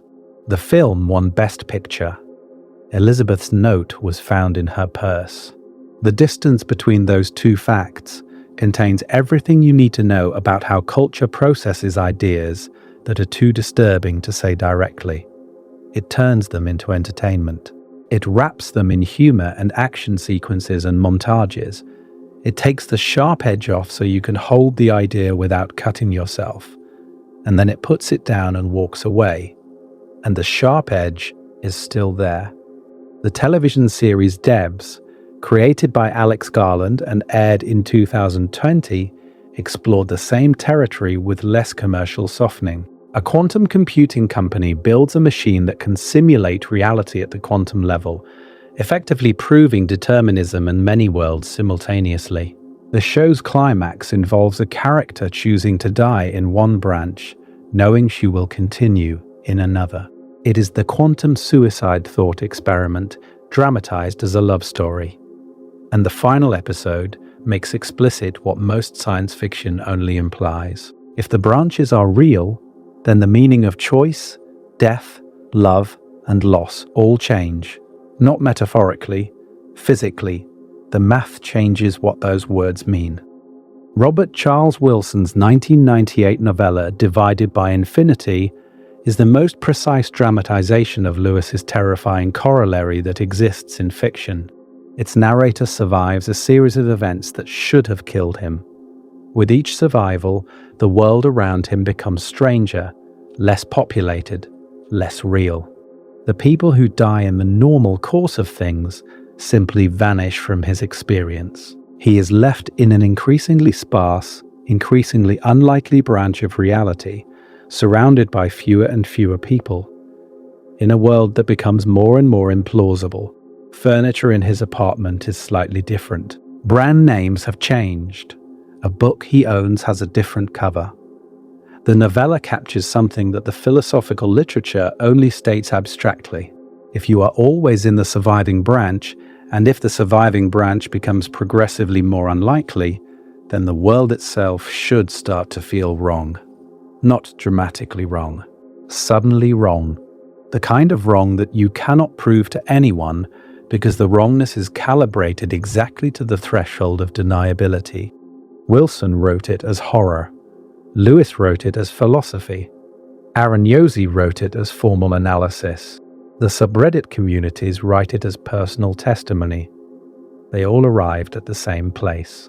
And the reason this idea attaches itself so tenaciously to human psychology, the reason it spreads through subreddits and TikTok videos and late-night conversations, is that it activates something primal. It is the inverse of every comforting story about death. Every religion promises that death is a door to something better, or at least something different. Quantum immortality promises that death is not a door at all. It is a wall you keep walking into. The door is what you were hoping for. What you get instead is the same hallway, getting narrower. But all of this, the philosophy, the online communities, the cultural reflections, these are consequences. They are what happens when an idea escapes. What matters, what has always mattered in this story, is the source. The man who wrote the equation, the family that lived in its shadow. And what happened to them is not a thought experiment. It is not a metaphor. It is a series of events that under one interpretation of physics have not ended. And under that interpretation, cannot end. Hugh Everett III was not a tragic figure in the conventional sense. He did not fail. His theory was not wrong. It was vindicated slowly, over decades, and is now taken seriously by a substantial and growing minority of the physics community. He made significant contributions to defense analysis. He co-founded a successful company. He earned money, had a family, lived in a nice house in McLean, Virginia. By most external measures, he was successful. But the internal picture was different. Everyone who knew him described the same thing. He was absent, not absent in the distracted genius way that biographies romanticize. Absent in the clinical way Mark has described growing up in the same house as his father without ever feeling known by him.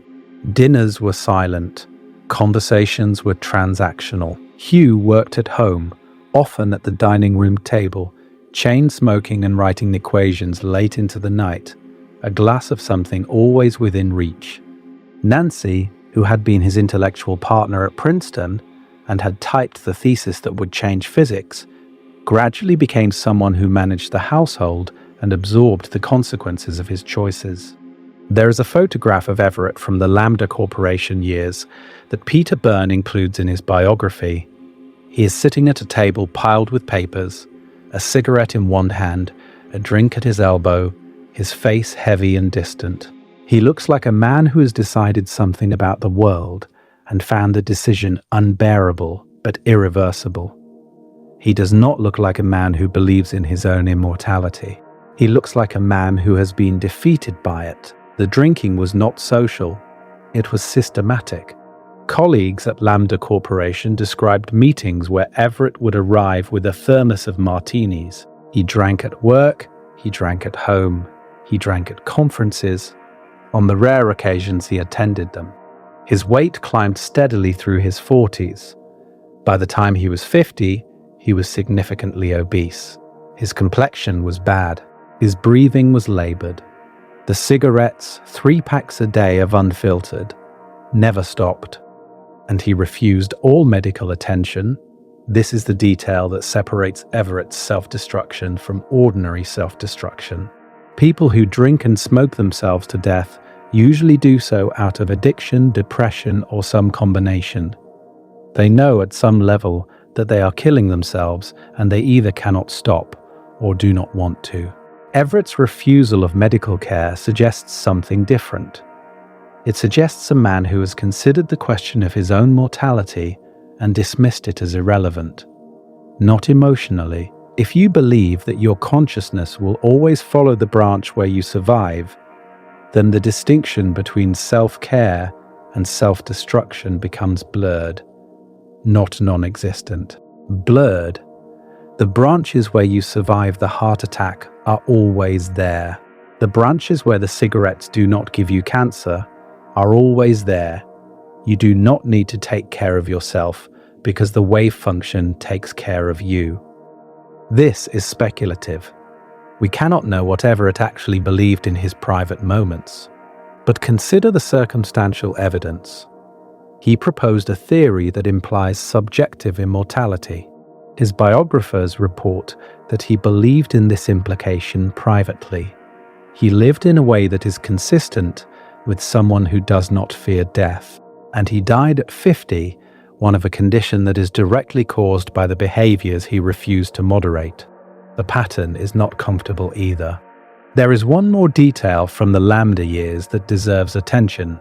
In 1977, Everett attended a conference on quantum foundations at the University of Texas at Austin. It was organized by Bryce DeWitt and John Wheeler, and it was designed in part to bring Everett back into contact with the physics community that had ignored him for 20 years. Everett agreed to attend. It was the only physics conference he attended after leaving Princeton. At that conference, he met David Deutsch. Deutsch was a young physicist, still in his 20s, who would go on to become the father of quantum computing and perhaps the most vocal advocate for many worlds in the world. Deutsch later described the encounter as the moment he became convinced that Everett's theory was correct. Meeting the man who had derived the universal wave function from first principles, who had been ignored, who had walked away, who had spent 20 years calculating nuclear casualties instead of doing physics, must have been disorienting. Deutsch saw in Everett the proof that the physics establishment had failed one of its most important thinkers, and he resolved, apparently from that moment, to ensure the theory was not buried again. Everett did not return to physics after the Austin conference. He went back to McLean, back to Lambda, back to the martinis and the cigarettes and the equations on napkins. 5 years later, he was dead. On the evening of July 18, 1982, Hugh Everett went to bed in his home in McLean. He had been at a party earlier that evening, by some accounts. He had been drinking, as always. Nancy was asleep in a separate room. They had been sleeping apart for years. The marriage had been functional rather than intimate for a long time, held together by inertia and the shared project of keeping Elizabeth alive. Sometime during the night, Hugh Everett's heart stopped. The official cause was atherosclerotic cardiovascular disease. His arteries, clogged by decades of smoking and eating without restraint, could no longer deliver enough blood to keep his heart functioning. He was 51 years old. He died alone, in his bed, in the dark. Nancy found him the next morning, already cold. Rigor mortis had begun to set in. Mark, who was 18 and about to start his adult life, was called. He came into the bedroom and helped drag his father's body from the bed to the floor. He knelt over the body and performed CPR, pressing on the chest of a man who had been dead for hours. He later described this moment in several interviews, and each time he returns to the same detail. It was the first time he could remember touching his father, the first physical contact. Chest compressions on a corpse. That was the physical relationship between Hugh Everett and his son. The paramedics came, they confirmed death. The body was taken away. There was no funeral, as Hugh had instructed, no memorial service, no gathering of friends and colleagues. No physics department sent condolences. At the time of his death, Everett's contribution to physics was known to perhaps a few hundred people in the world. He was not famous. He was not mourned by the discipline he had transformed. He was cremated, and Nancy put the ashes in a filing cabinet drawer. For years they sat there, in the same house where Elizabeth was getting worse, in the same house where Mark was teaching himself guitar. The ashes of the man who described infinite branching realities, stored in a metal drawer in a suburban house in Virginia, gathering dust. He had left instructions: no funeral, no service, cremation, ashes in the trash. Nancy could not bring herself to comply immediately. She kept them. Maybe she hoped that the act of discarding them would become easier with time. Maybe she just could not face it. Eventually, she did throw them away. Biographer Peter Byrne confirms this. The ashes of Hugh Everett III, the man who proposed that every possible version of reality is real, were placed in ordinary household garbage and collected on an ordinary garbage day and taken to an ordinary landfill. If there is a more complete rejection of significance, it is hard to imagine, and if his theory is correct, it did not matter. The ashes were not him. He was in another branch, still breathing, still calculating. After Hugh's death, Elizabeth's condition worsened.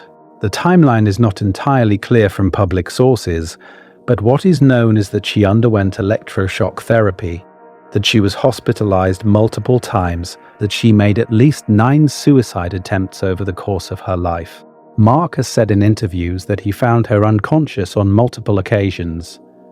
The family dynamic, already strained by Hugh's emotional absence, collapsed entirely after his death. Nancy, overwhelmed and likely suffering from her own depression, struggled to manage Elizabeth's care while dealing with her own grief and the practical aftermath of Hugh's death. 14 years after Hugh died, Elizabeth succeeded. The exact date and circumstances vary slightly between sources, but the broad facts are consistent. She took an overdose of sleeping pills. She was approximately 39 years old. And she left the note. The note is the thing that bridges the gap between physics and human suffering in a way that no thought experiment ever could. Elizabeth Everett asked for her ashes to be thrown in the trash. She was mirroring her father's instructions. She was identifying herself with him, with his choices, with his framework for understanding reality. And she added the reason. She was going to the correct parallel universe to meet up with Daddy. Whether Elizabeth actually believed in quantum immortality in any rigorous sense is unknowable. She was suffering from severe mental illness. She had been through electroshock therapy, hospitalization, years of treatment that had not worked. She may have been using the language of her father's theory as a metaphor for reunion in an afterlife. She may have understood it literally. She may have been grasping at the only thing her father left behind that seemed to contain hope, however distorted. But there is a reading of the note that is worse than either of those. There is a reading in which Elizabeth understood the theory correctly, at least at the level that mattered. She understood that if many worlds is real, then dying in this branch does not end consciousness. It shifts it. And she understood that the branches are not coordinated, that you cannot choose which branch you end up in. But she did not care. She was willing to trade the certainty of suffering in this branch for the possibility, however small, of finding a branch where her father was alive. She was running a version of the quantum suicide experiment, not with a gun connected to a Geiger counter, but with a bottle of sleeping pills connected to the same quantum mechanics. The pills would either kill her or they would not. In the branches where they killed her, she would experience nothing. In the branches where they did not, she would wake up. And in some of those branches, somewhere in the vast tree of possibilities, there might be a version of reality where both she and her father had survived. The physics says that branch exists. The physics says it is real. The physics says Elizabeth is in it, or rather that a version of Elizabeth is in it, one who survived the overdose and is now nearly 70 years old. But the physics also says she probably did not find her father there, because the branching structure of quantum mechanics does not group people by love or intention. It groups them by physics. The branches where Elizabeth survived and the branches where Hugh survived diverged decades ago, at millions of independent quantum events, and they are no more likely to coincide than any two randomly selected branches in the universal wavefunction. The wavefunction does not arrange branches by wish, it arranges them by amplitude, and the amplitude does not care about reunion. Nancy Gore Everett died on November 11th, 1998. Hugh Everett's birthday. Lung cancer. She had never smoked. Decades of second-hand smoke from the man who believed he could not die had given her the disease that killed her. She was the one person in the family who had never engaged with the theory, who had simply lived alongside it, who had typed the thesis and then spent the rest of her life watching the man who wrote it destroy himself. After Nancy's death, Mark packed his car and drove to Los Angeles. He is described arriving with no connections, no plan, and no money. He knew nobody. He had no career. He had a guitar and a carload of possessions and a family history that reads like a case study in the interaction between theoretical physics and human suffering. He formed the Eels. The name itself has a quality of stubborn persistence, something that slithers forward regardless of the current. The band's early albums are soaked in the family's history. Beautiful Freak, the debut from 1996, contained lyrics about isolation and the difficulty of functioning in a world that seems designed for other people. But it was Electroshock Blues, released in 1998, the year Nancy died, that laid the family open. The album takes its title from Elizabeth's electroconvulsive therapy treatments. The songs move through hospital rooms, funeral arrangements, and the particular exhaustion of being the last one standing in a family that has been dismantled by death. There are songs written from Elizabeth's perspective, songs written from a perspective that might be Nancy's, and songs written from Mark's own position, which is the position of a survivor who is not sure why he survived or what surviving is supposed to mean. The album's emotional register is unlike anything else in popular music. It is not cathartic. It does not build toward release. It does not offer comfort or resolution.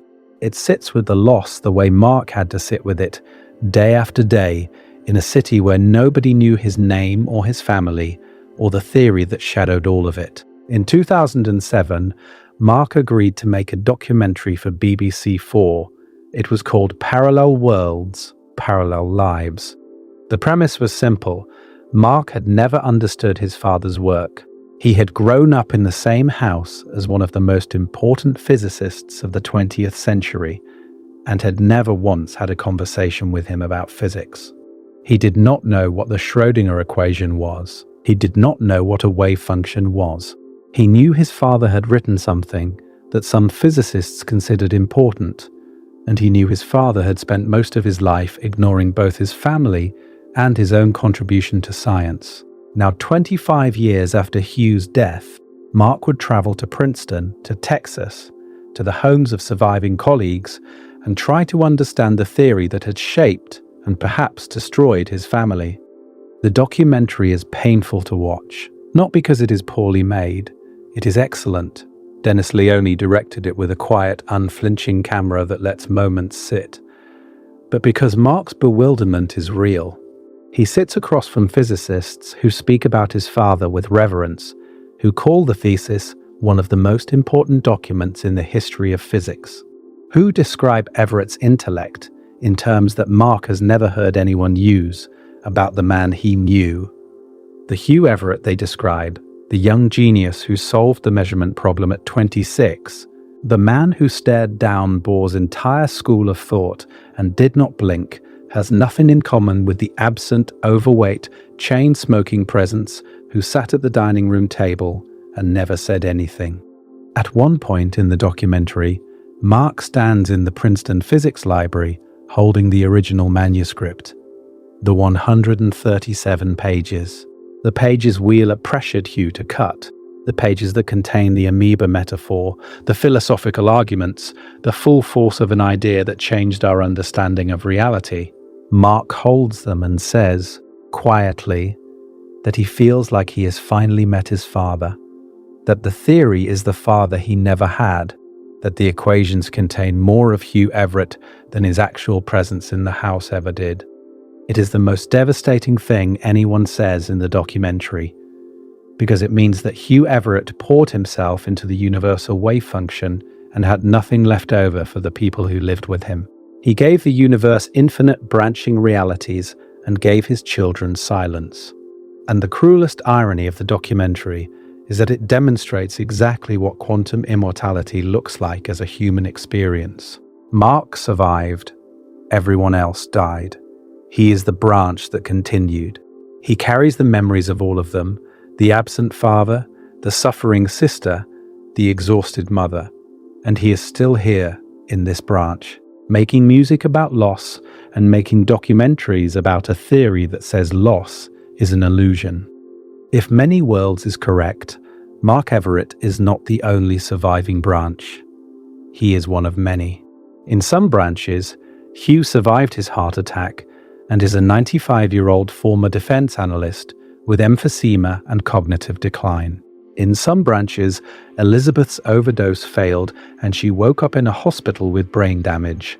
In some branches, Nancy beat the cancer. In some branches, the family is together, diminished but alive, in a reality that becomes more improbable with each year.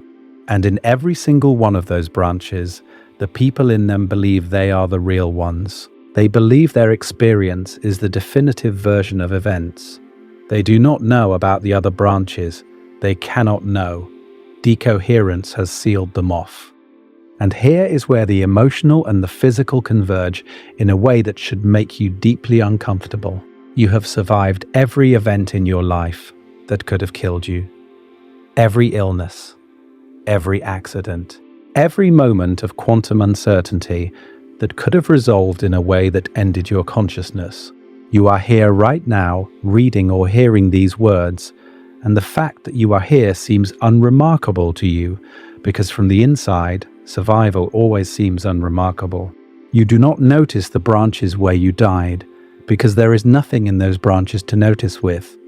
You only experience the branch where you are alive.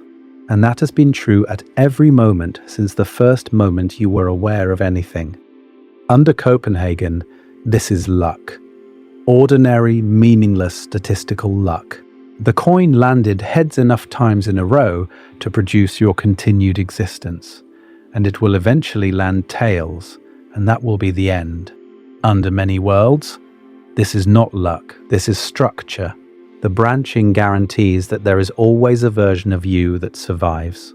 And if consciousness follows the surviving branch, if the pattern that is you can only experience branches where the pattern persists, then your survival was never in doubt. Not because you are special, not because the universe cares about you, but because the mathematics of quantum mechanics does not contain a mechanism for your subjective experience to end. The wave function preserves every branch. Decoherence isolates them, and you are stuck in whichever branch still contains you. But remember David Lewis. Remember the terrifying corollary. Survival is not life. Survival is what is left when death keeps failing. And what is left over time, over decades, over a long enough timeline, is not the same person who started. It is what remains after every system in the body has come as close to failure as it can without crossing the line. It is the 95-year-old Hugh Everett with the failing lungs. It is the Elizabeth Everett who woke up in a hospital with a ruined brain. It is the version of you that survives the car crash but cannot walk, that survives the stroke but cannot speak, that survives the cardiac arrest but cannot remember your own name.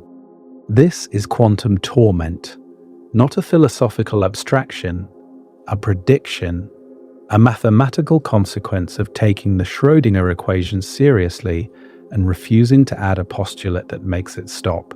And it is not a distant scenario, it is a gradient. If quantum immortality is real, you are already on it. You are already the version of yourself that survived the things that could have killed you. The infection you fought off at 3 years old, the car that braked 2 seconds before it would have hit you at 17, the blood clot that formed and dissolved without you ever knowing about it at 35.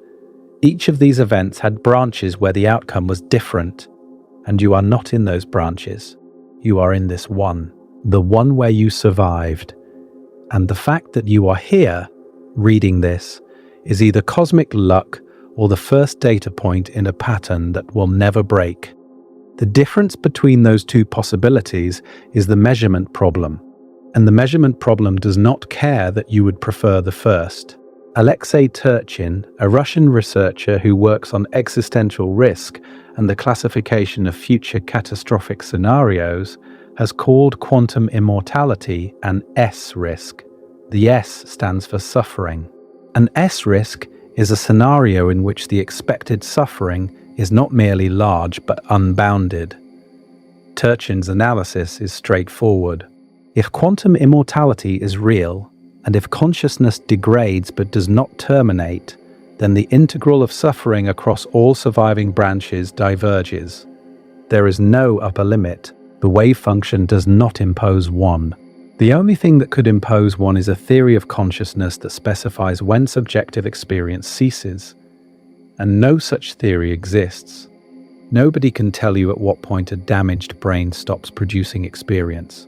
Nobody can tell you how much of the cortex must be destroyed before the lights go out. Nobody can tell you whether a brain-damaged version of you in a low-probability branch is still experiencing anything. And as long as that question is unanswered, the possibility of quantum torment remains open, not as a fantasy, not as a worry, as a mathematical consequence of an interpretation that many serious physicists endorse. And that is the final turn.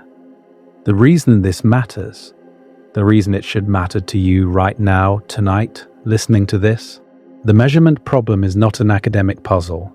It is not a technical detail that physicists will sort out someday.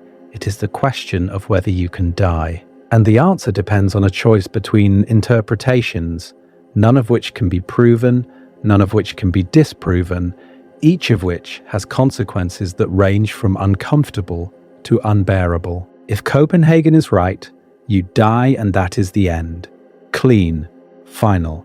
The price is that you must accept a theory with a hole in it, a theory that cannot define its own central operation, a theory that was patched with a postulate in 1927 and has not been able to justify that postulate since.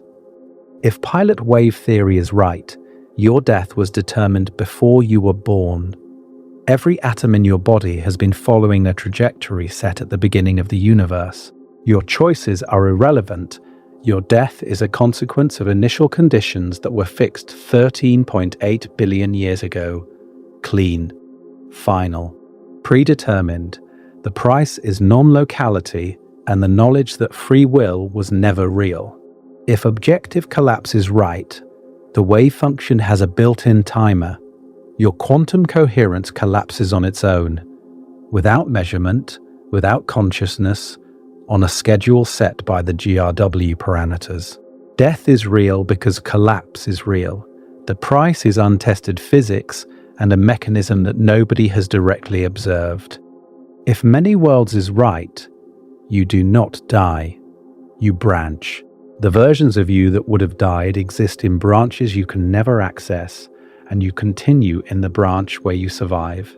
The price is everything David Lewis warned about. The price is quantum torment. The price is a universe that does not let you go. Every physicist picks the answer they can live with, and they do not tell you about the others. You have now heard about the others, and the fact that you have heard about them does not change anything. That is the final cruelty of this particular piece of knowledge. Knowing about quantum immortality does not help you.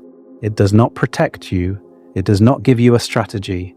If it is real, it was real before you knew about it, and it will be real after you forget. The wave function does not require your consent. It does not require your awareness. It branches whether you understand the physics or not, and you cannot unknow it. That is the asymmetry of information about your own mortality. Before tonight, you had a model of death. It was simple. It was clean. You live, and then you stop, and then there is nothing. That model may still be correct. Copenhagen may be right. Collapse may be real. Your death may be as final and as absolute as it has always seemed. But you can no longer be certain of that. The certainty has been removed. And in its place is a question that the best minds in physics have been unable to answer for 98 years. You will lie in bed tonight, or tomorrow night, or some night soon, and you will think about this. You will think about the branches. You will think about the versions of you that diverged at every moment of quantum uncertainty since you were born. You will think about the version of you in another branch who got the cancer diagnosis, who was in the car crash, who had the stroke. And you will think about the fact that from the inside, from the first-person perspective, you have no way to know whether you are in the lucky branch or the only branch, whether your survival to this point is statistical noise or structural inevitability, whether the next close call is the one where the luck runs out, or the one where the wave function does what it always does. And there will be no way to resolve that thought, no experiment you can run, no authority you can consult, no physicist who will look you in the eye and tell you which interpretation is true. They do not know. They have never known. They have been making educated guesses about the foundations of reality for a century. And the guesses are split, and the split has consequences for whether you exist after your heart stops beating. That is what the measurement problem means. Not for physics. For you. Hugh Everett understood the physics better than almost anyone who has ever lived. He understood it well enough to derive the formalism from first principles at the age of 26. He understood it well enough to know that his theory implied the subjective persistence of consciousness through all survivable branches. And that understanding did not save him from anything. It did not make him a better father. It did not make him take care of his body. It did not prevent his daughter from using his theory as a reason to kill herself. It did not prevent his wife from dying of the cancer his cigarettes gave her. It did not prevent his son from spending 25 years trying to understand a father he never knew. The theory contains everything. It contains Hugh Everett at 51, dead of a heart attack, ashes in the trash. It contains Hugh Everett at 95, alive in a branch where the heart kept beating, alone in a house full of equations. It contains Elizabeth at 39, dead of an overdose. Note in her purse. It contains Elizabeth at 68, alive in a branch where someone found her in time, brain damaged, in a hospital, still reaching for a father in a branch she cannot access. It contains Nancy, dead on Hugh's birthday. It contains Nancy, alive in a branch where the cancer went into remission, still keeping the ashes in the filing cabinet, still waiting for someone to tell her what to do with them. The wave function contains all of this. Every branch, every possibility, every version of every person who has ever lived. It does not judge. It does not select. It does not care. It preserves everything with the same mathematical indifference. The happy branches and the agonizing ones. The merciful deaths and the survivals that are worse than death. All of it, sitting in the Schrodinger equation, patient and complete. And you are in it, not observing it, not studying it, in it. You are a term in the universal wave function, a pattern of quantum states that has been evolving since the moment the atoms that make up your body first cohered into a structure capable of experience. That pattern has branched more times than there are atoms in the observable universe, and in every branch where it persists, it believes it is you. The branch is where the pattern stops, where the heart does not restart, where the blood clot reaches the brain, where the car hits at the wrong angle. Those branches exist. They are real. In those branches, the people who loved you grieve. In those branches, there is a funeral, or an ambulance, or a police report. But those branches do not contain your experience. They contain other people's experience of your absence. Your experience continues in the branches where the pattern persists, where the clot dissolves, where the car misses by an inch, where the heart stutters and then catches. You wake up, you do not understand why you survived. You call it luck, or fate, or God. You do not call it quantum mechanics. But the math does not care what you call it. The math says the branch exists.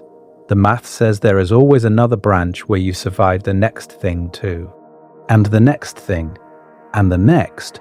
The measurement problem has been open for 98 years.